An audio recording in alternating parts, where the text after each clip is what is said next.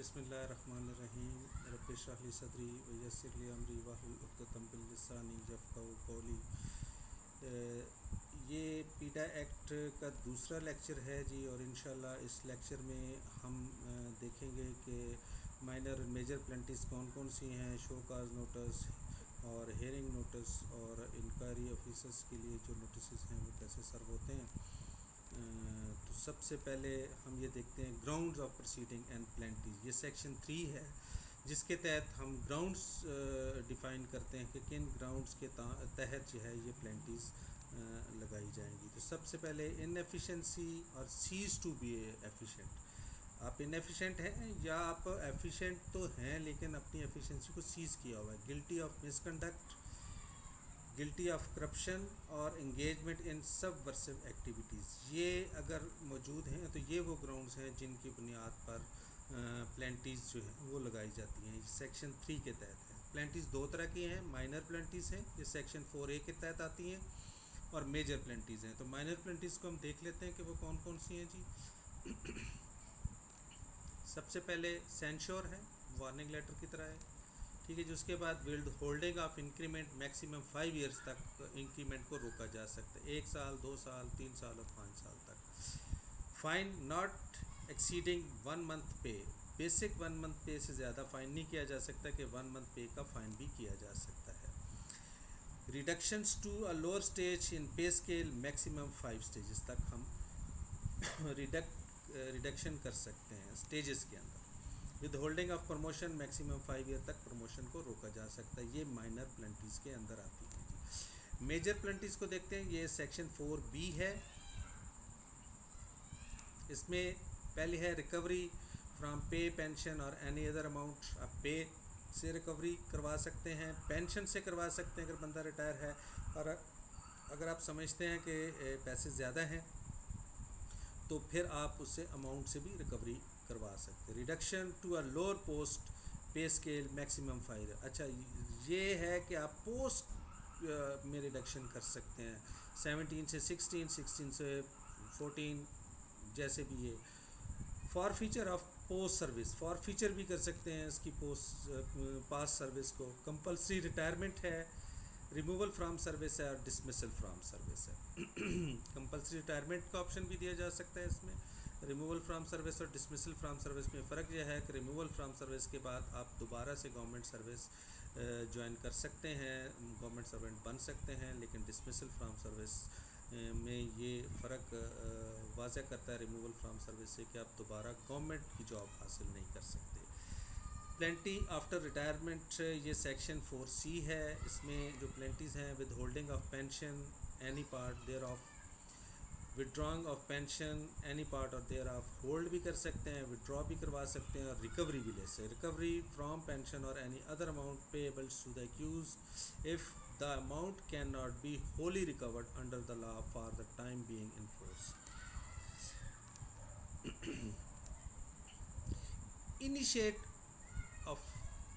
Initiation of proceeding, section 5 में जब आप कमेंसमेंट ये इनिशिएट करते हैं कोई भी प्रोसीडिंग तो वो किस तरह से करते हैं। तो सबसे पहले कॉम्पिटेंट अथॉरिटी जो है वो proceed itself against the accused by issuing a show cause notice under the section 7 and for reason to be recorded in written dispense with the inquiry. सबसे पहले दो तरह से हो सकती है कॉम्पिटेंट, या तो शोकाज नोटिस जारी करेगी या फिर उसकी इंक्वायरी होल्ड करेगी। अगर शोकाज करेगी तो सेक्शन 7 के तहत उसे करेगी, और अगर इंक्वायरी होल्ड करेगी तो सेक्शन 10 के तहत करेगी। Get an inquiry conduct into the charge और charges against the accused by appointing an inquiry officer और inquiry committee as the case may be under section 10 G. The competent authority shall dispense with the inquiry where an employee has been convicted of any offence other than the corruption by the court of law under the law for the time being in force। तो ये inquiry अगर कोई court of law में corruption other than corruption उसके साथ अगर कोई ऐसा मामला है तो competent authority shall dispense the inquiry. An employee is और has been absent from duty without prior approval, अगर आपने बगैर इजाज़त की छुट्टी की है तो उसके भी इंक्वायरी स्टैंड की जा सकती है, या ये पीडा एक्ट लग सकता है।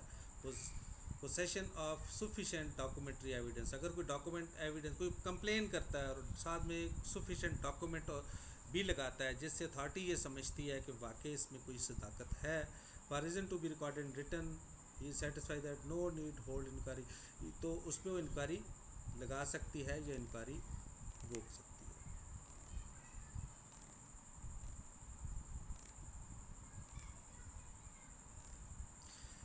No opportunity of show cause और personal hearing shall be given there. अच्छा, अपॉर्चुनिटी ऑफ शो काज आप उन एम्प्लॉइज़ को नहीं देते। An employee has enter into plea bargain में चला जाता है तो आप उसे शो काज पर्सनल हेयरिंग में डायरेक्ट बुला सकते हैं। अच्छा, ये कॉम्पिटेंट अथॉरिटी पे डिपेंड करता है कि वो शो काज करती है या डायरेक्ट पर्सनल हेयरिंग पे बुलाती है या फिर उसकी इंक्वायरी स्टैंड करती है। तो ये वो रीजंस बयान की गई हैं यहाँ पे कि वो किस तरह से होगी। अगर प्ली बार्गेनिंग उसने की है तो उसके the competent authority is satisfy that in the interest of the security of Pakistan, ये एक अहम बात है। अगर कोई ऐसा मामला है तो फिर भी अथॉरिटी डायरेक्टली उसको पर्सनल हियरिंग के लिए बुला सकती है। And employees involve in subversive activities, अगर उसकी एक्टिविटीज़ सबवर्सिव हैं तो डायरेक्टली वो शो का ये सारी चीज़ें बाईपास करते हुए डायरेक्टली उसे वो बुला सकती है।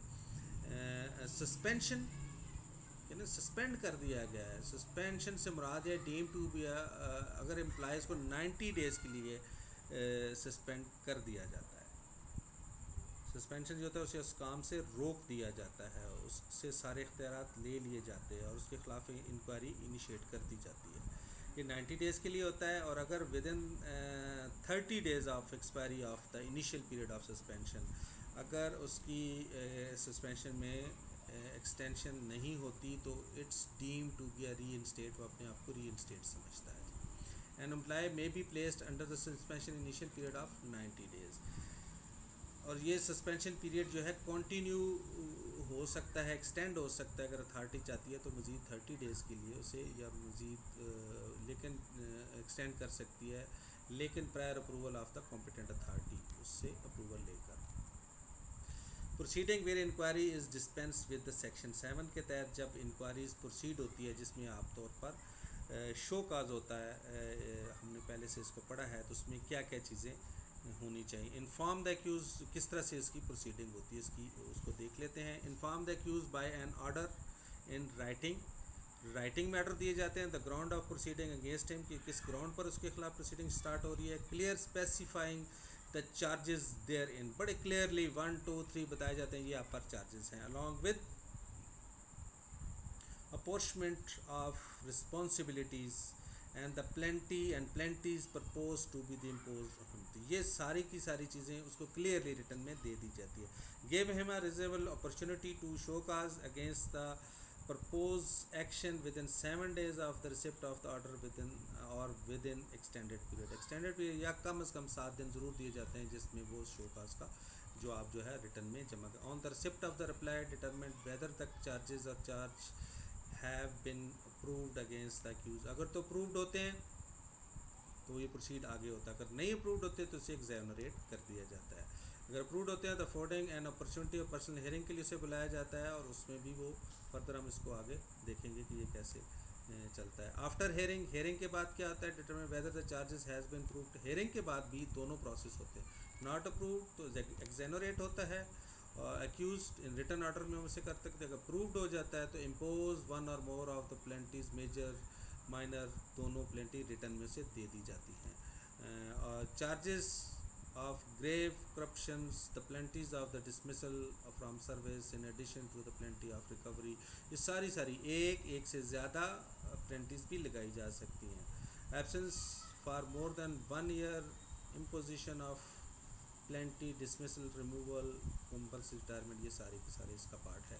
तो इस पूरे के पूरे लेक्चर में हमने ये देखा कि प्रोसीडिंग कैसे स्टार्ट करनी है, हमने माइनर और मेजर प्लेंटीज़ क्या होती हैं, और सेक्शन 7 के तहत हम शोकास करते हैं तो उसकी पर्सन हेयरिंग होती है और उसके बाद प्लेंटीज़ उस पर चार्जेस के मुताबिक लगा दी जाती हैं। और सेक्शन 10 के तहत इंक्वायरी इनिशिएट होती है और इंक्वायरी इनिशिएशन के बाद से ये सारी प्रोसीडिंग, पर्सन हेयरिंग और उसके बाद उसके ऊपर चार्जेस प्रूफ कर दिए जाते हैं और उसे प्लेंटीज़ लगा दी जाती हैं। इंशाल्लाह डिस्कशन में बाकी बातें जारी रहेंगी।